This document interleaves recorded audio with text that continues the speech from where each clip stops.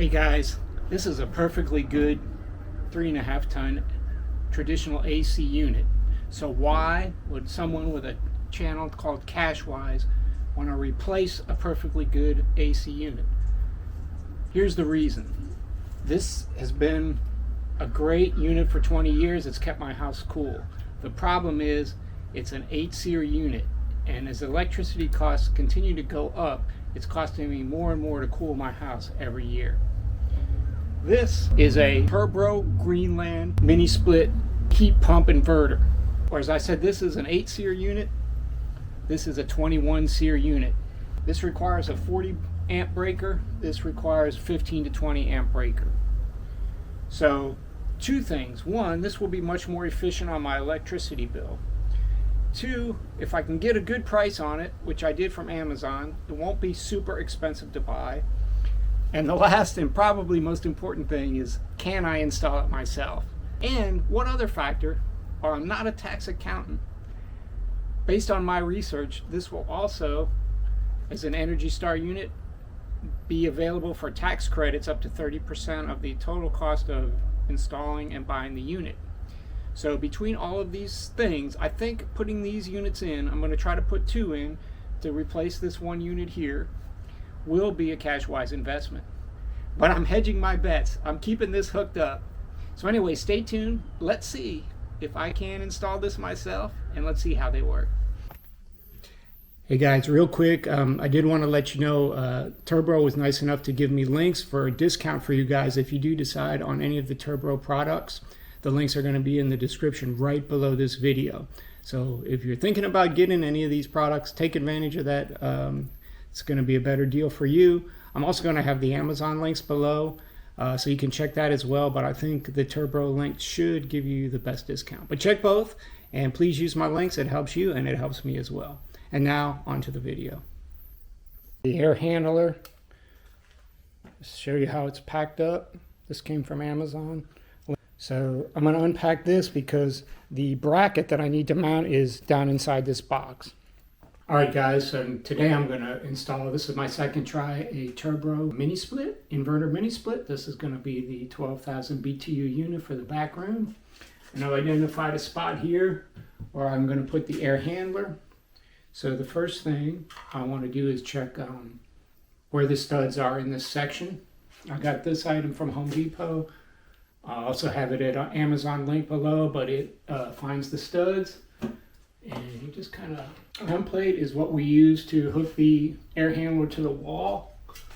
And the center screw is going to go here, which I want to get on the stud like I talked about before, and approximately 8 inches from the ceiling. So I kind of marked here.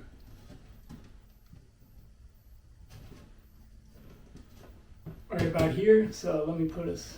What I did was, I didn't tighten it all the way down. I got it just barely toward the end, where I'll have maybe like a little bit slack so I can move this around. So now what I'm going to do is use my level and make sure that this is level before I tighten that screw all the way down. Perfectly level.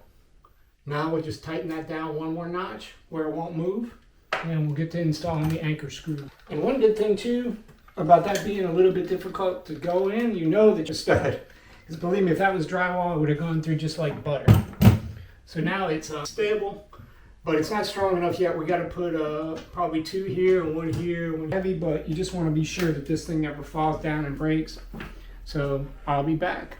All right, so I have all the anchors in now. No problems with any of the other ones. Feels rock solid. Got 1 anchor here. But in my case, there's only 1 stud in this section in the middle. But I think it should be fine. So moving forward. One little trick I learned that I want to teach you guys is, after I get the bracket up, I put the template here on the bracket so I can see exactly, mainly where my hole is going to be. So I'm going to trace that out with my pencil, because that's one mistake you don't want to make, is just cutting a hole in your wall that's in the wrong place. So this is the hole where the coolant lines will go out to the other of the unit, the condenser unit. Another thing I like to check is right around that 8-inch area here. And the unit's not to the top of the cardboard, it's right to here. So yeah, it's right around 9 inches. So next point of business is to drill this hole here where the power lines and the coolant lines will go to the outdoor unit. That's kind of the truth. I got this 3-inch saw bit for my screwdriver, and that'll cut through the drywall. On the other side, unfortunately, I have brick, and I'm going to have to figure out how I'm going to get through that. So next up, cut the drywall. Guys, here we go. Let's have some fun.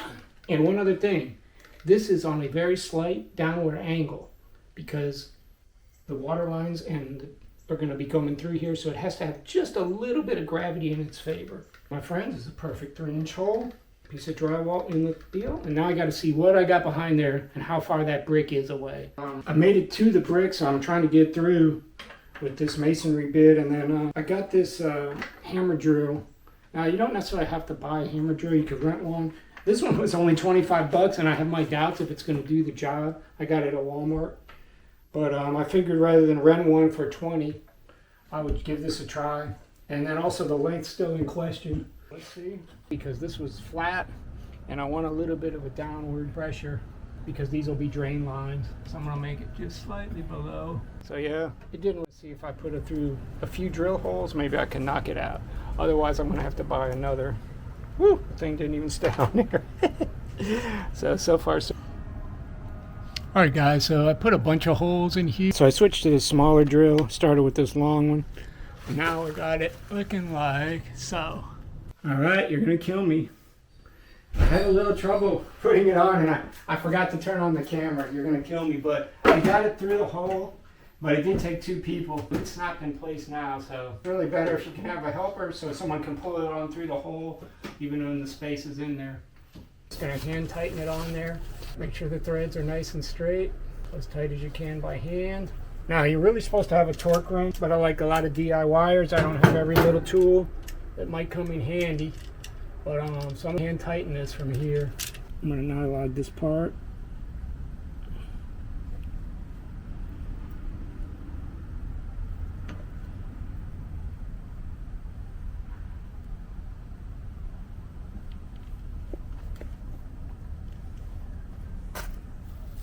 Now we want to get a good angle on this so we can get it on nice and straight. Then be careful. You don't want any crimps in these lines.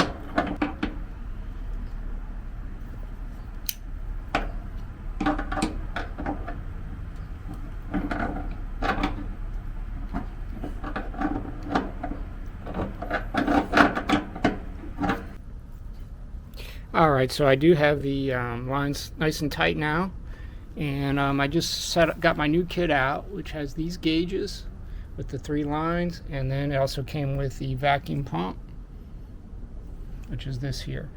I actually got these on Temu, but you can also get a similar set for about $100 on Amazon. I mean, if you're a professional HVAC, you'd want to get a more expensive set, but if you're just installing one or maybe a few units here and there, I think this should suffice. So the idea of this vacuum pump is we want to make sure that we have negative pressure in the lines, get those completely cleaned out, and also test it for any major leaks, any major system leaks. As you can see right now on this gauge, it's on the 0 setting, hasn't been hooked up yet. So what we're going to do is we're going to pull the pressure down to the -1, and then when we unhook it, we're going to make sure that the system's able to hold.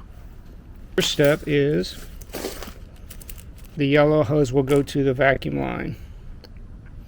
Basically just going to screw that on nice and tight, and then the blue hose will go here. Alright, let's see. The blue hose will go onto the actual lines on the machine. So as soon as I got those tied in, I'll come right back.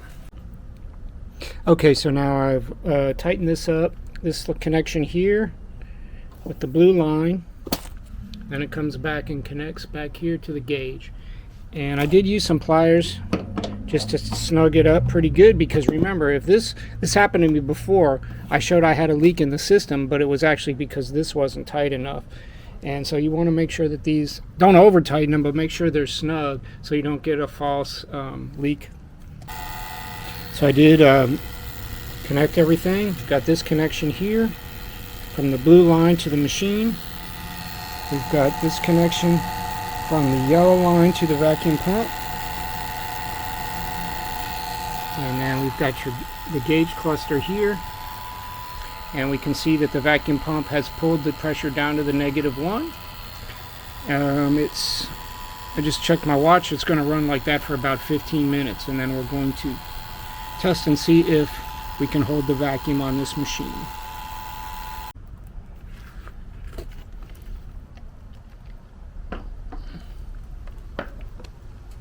Okay, so looking for bubbles.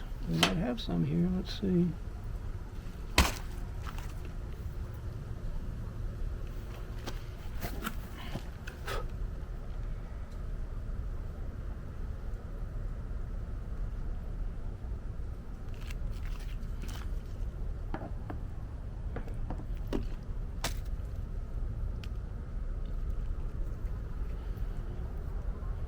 So yeah, no bubbles here. Go test the upper connections, and if that looks good, we'll be all right to release the full amount of the refrigerant into the system.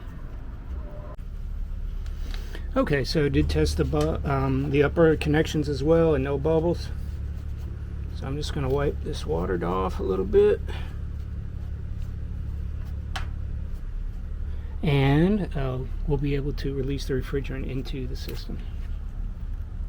To pull this up, but basically, yeah, these 4 wires are going to go here based on the numbers that you see in the guidebook.